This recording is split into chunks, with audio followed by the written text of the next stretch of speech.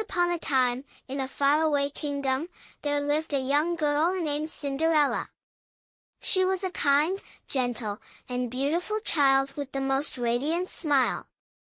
Cinderella had a heart full of love, but unfortunately, fate hadn't been kind to Cinderella.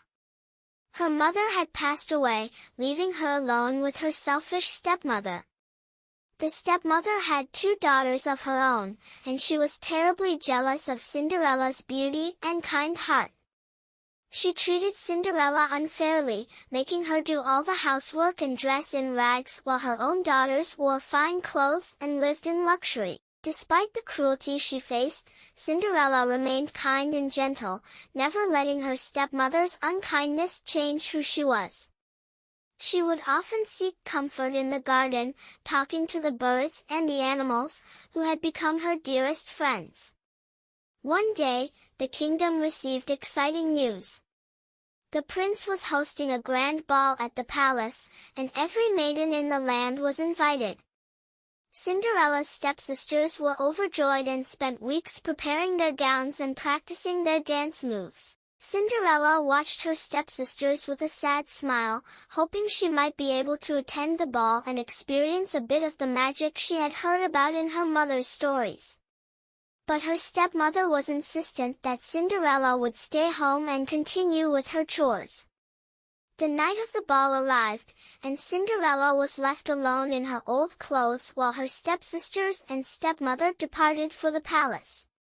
She sat by the fireplace, tears in her eyes, wishing for just a taste of the magic her mother had told her about. Suddenly, a soft, sweet voice filled the room. It was her fairy godmother, a beautiful figure surrounded by a soft, glowing light. "Why are you crying, my dear?" the fairy godmother asked.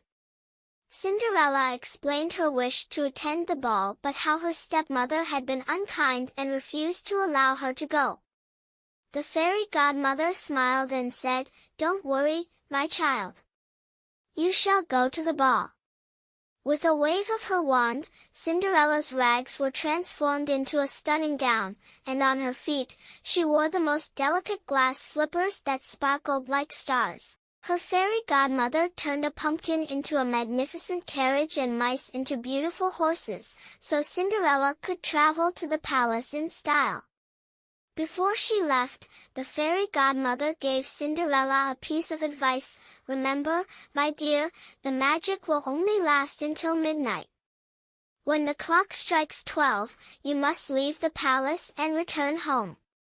Cinderella thanked her fairy godmother and climbed into the magical carriage.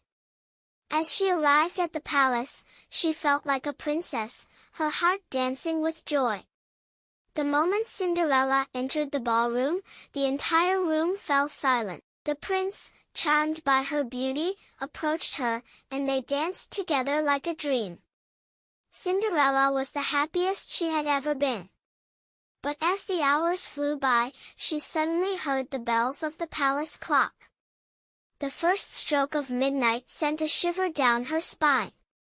She remembered her fairy godmother's warning and knew she must leave. Cinderella hurriedly said goodbye to the prince and fled from the palace. As she ran down the grand staircase, one of her glass slippers slipped off her foot. She didn't have time to retrieve it, and so, with only one glass slipper, she disappeared into the night. Cinderella's beautiful gown and glass slippers turned back into rags, leaving her with only the memory of the enchanting evening she had spent at the palace. The next day, the prince was determined to find the owner of the glass slipper.